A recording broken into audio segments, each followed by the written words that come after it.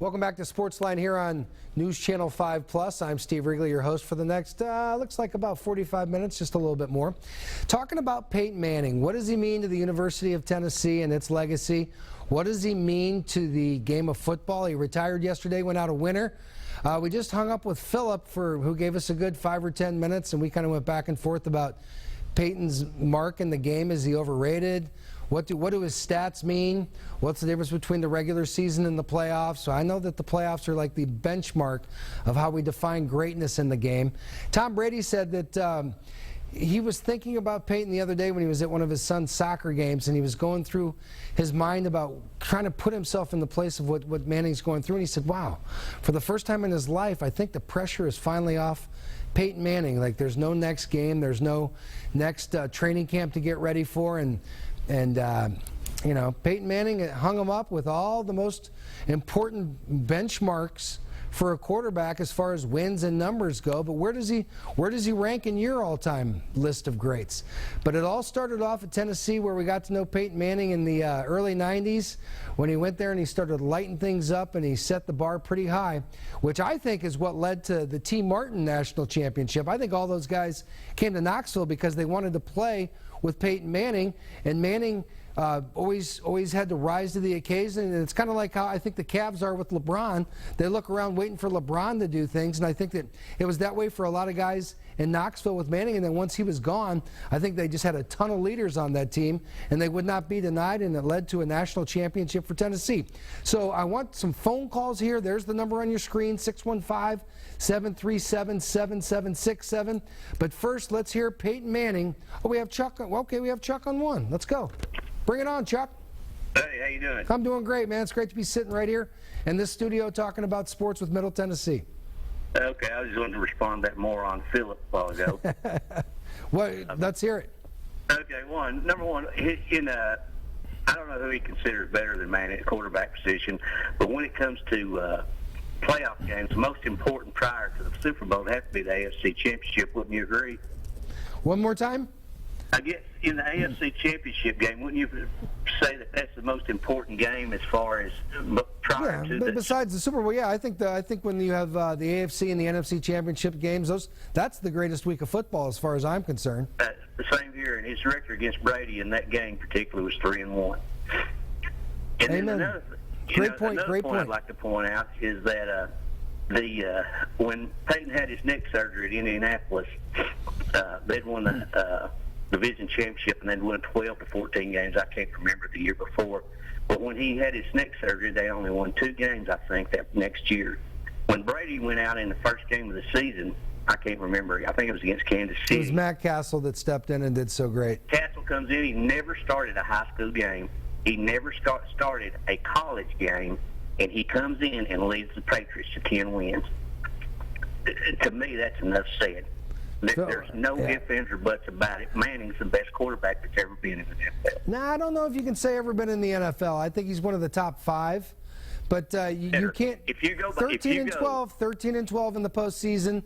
The last Super Bowl, he would have been 1-3 in the Super Bowls if the defense didn't win that for him. He was 1 for 14 on third down. He was playing on fumes the last few seasons. Now he has all the great stats, but I don't think you can say he's the greatest ever. Okay, here's the reason I say he's better than Brady. The first Super Bowl Brady won, he didn't even play in the AFC Championship game. And the second thing is, he was on fumes. There wasn't any fumes. The defense carried the Patriots to that win over the Rams. If you watch that game again. Well, and they also videotaped their practice as well, and that's a whole nother sports line about the Patriots. 4 games of 2016. Yeah, and Brady could have lost that game if the Seahawks give the ball to Marshawn Lynch like they should have. That could have been a loss. Adam Vinatieri won a couple of games for him for a loss. But those are all ifs and buts and but the ifs and buts are this. Who's got 14,000 more passing yards in one more season? Who's got the 55 touchdowns in one season? Patriot fans would respond, name besides Randy Moss, name one wide receiver that Tom Brady threw to. That's the Patriots' comeback on that. Gronkowski. Okay. Gronkowski. I mean, have you ever seen a better tight end? No. Okay, I rest my case. Manning never had a tight end like that. He never had anybody like Randy Moss, and he never had a defense in front of him like this until this year. If you think about it, if you go back to 2013 and watch the Broncos play, have you ever seen a better offensive team than that 2013 the Broncos team? Right, and I'm not so sure that that he ever had a coach like Belichick. For all the things, Tony Dungy was a pretty good coach. Should have won that. You know, Gruden won the Super Bowl in Tampa with basically Dungy's team. But you know, yeah, these are all. This is what makes sports talk so entertaining, is that you can sit there and come up with these things. Okay, now I got to throw this at you though. If he was the greatest quarterback of all time, wouldn't he have beaten Florida at least once? Well, it wasn't up to him. He put 37 points up against him his senior year out on the road. Okay. It's hard to do much better than that. That's why I like asking those questions. You know, that was a great comeback. You just keep asking because I got the answer, buddy. Well, we might need you to call in maybe the last 10 or 15 minutes. Call back. Let's see how it's going. But, boy, the lines are up right now. Let's go to Celia on line 4. Thank you for that phone call. Hello, Celia. Hi there. I have a comment. It's not really a question or anything. I never got to see Peyton Manning in person at a football game because I'm an old lady and I never got to go to a football game, but I always wanted to. But I followed his career throughout, and even, you know, with all the way down the line to when he finished. And I know he is the number one quarterback in my lifetime. There's been some good ones out there. Staubach was good for the Dallas Cowboys and so forth and on down the line. But Terry Bradshaw, Joe Montana. Joe Montana, 4-0 in Super Bowls. Yeah, but Manning played with a different disposition than a lot of people did. He was humble. He had a very humble disposition, and he appreciated what the people thought of him. And when he acted on the field, I don't know him, what was going on off the field, but I know he was a gentleman. And he should be very, very highly respected. Thank you, Celia. Let's just move this thing right along. Let's get Mike on line 5.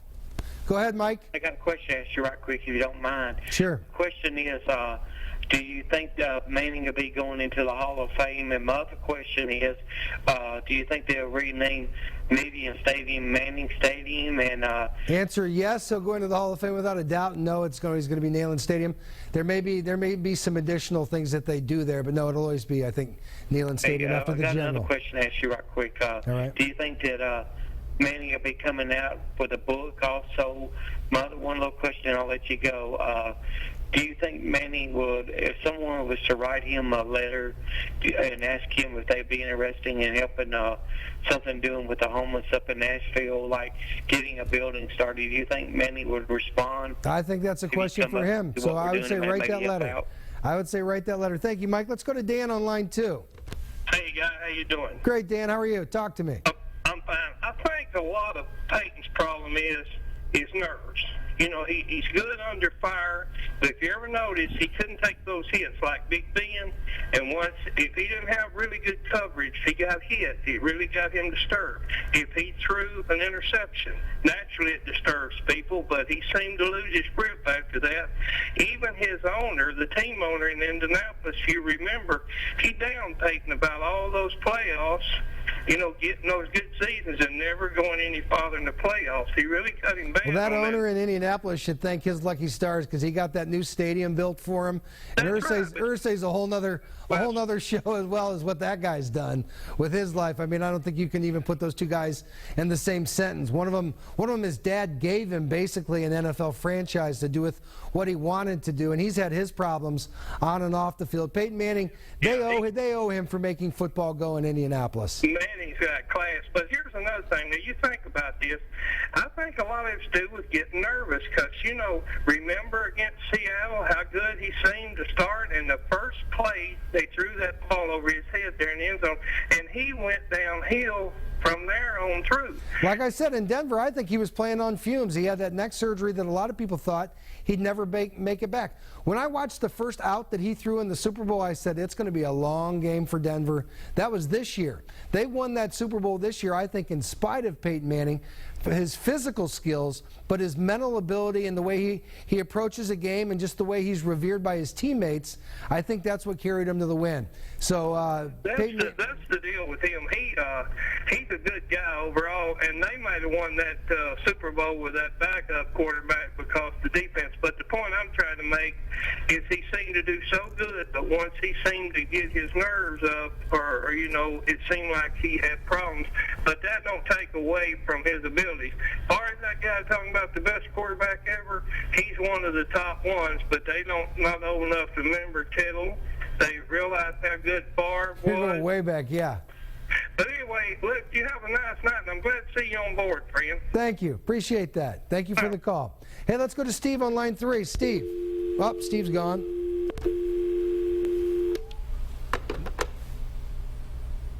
There we go. Let's go to Terry on line 1. I got a little shook there, like Peyton Manning. Like our last caller said, I just got a little crazy there. But go ahead. Oh, yeah, I just want to talk about a game Peyton Manning played against Florida. Like his sophomore year, I believe it was. It might have been his junior year. But, yeah, he put up it was like 24-7 at half. Tennessee, I mean. Right. Yeah, but Jay Graham fumbled the ball twice inside Tennessee's 20. Okay. Into the third quarter. If you remember that game. And it changed the complex of the game. It was like a momentum switch, Okay, so what I'm hearing from everybody out there now is that instead of being 0-4, that I need to look at this a little differently, that he put 37 points on the board one time, he didn't have a defense to pull off the win, and that the other time there were a couple of turnovers when they already had the big lead. Okay, so, but the bottom line is 0-4 against Florida, and that I mean, we can sit there and talk about what might have been, what could have been, but actually it is 0-4. And I would put Peyton Manning in my top 5, but I just don't know if I can put him in the top 3 because of the postseason record. Thank you for that call. And Steve's been real patient on line 3. Go ahead, Steve, weigh in on where's Peyton Manning fit in this whole deal? I think he's probably the greatest, the best quarterback that I've seen play the game. I mean, he could break plays down. He was the most cerebral quarterback that you'd see on a playbook. He didn't need the head coach to coach him. He pretty much set the plays and the way the game went, and he was a great game manager. And defense wins. In the regular season, but in the playoffs, he was 13-12 in the playoffs. Yeah. If you have no defense, I mean, yeah. Those records don't mean anything. I mean, you're making judgments on stuff that just don't make sense. Wait, the postseason means everything. Everything. Well, look at 2 Super Bowls. Dan Marino never won a Super Bowl. True. And True. He's probably one of the greatest quarterbacks ever played. It was Peyton's favorite player. He got to the Super Bowl his first year, and he thought, I'm going to do this every year, and he never got back. It is hard, and that's why the NFL playoffs are the most intense. The Stanley Cup playoffs One championship team out of, 32? Yeah. Only one team Brady, can do it. They went many a time. He had more offensive record. And when you look at Joe Montana, Steve Young stepped in after him and won championships. Steve Young was a pretty good football player in his own right, though.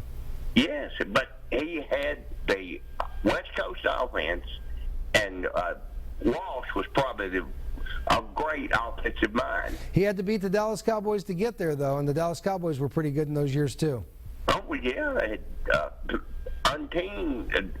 put it this way, the Colts didn't put the talent on the field that they could have put on the field to be a much better team because they didn't have defenses. They didn't, They had Dwight they Free. weren't known for defensive teams. They were known for rolling the points up. Yeah, they were. And, I mean, defense win championships. If you look at the Super Bowl champions from 50 years, most likely than not, it's the defense that wins that game. It's the team with the better defense, but you have to play offense. The number one defense. If you don't put points on the board, you're not going to win. Amen to that. That's the way they play the game. Thank you for being so patient. One more thing, Steve, and then we got a break. On the board, and he had some good defenses, and he's never won a Super Bowl, and he's one of the best quarterbacks that's ever played the game. Amen to that. Thank you for being so patient, Steve. We're going to take a break right now. on SportsLine. Let's light these phones up. There's the number, 615-737-7767. I'm Steve Wrigley sitting in. We have more to listen to from Peyton Manning's press conference yesterday, but I like your phone calls. Let's talk sports right on the other side.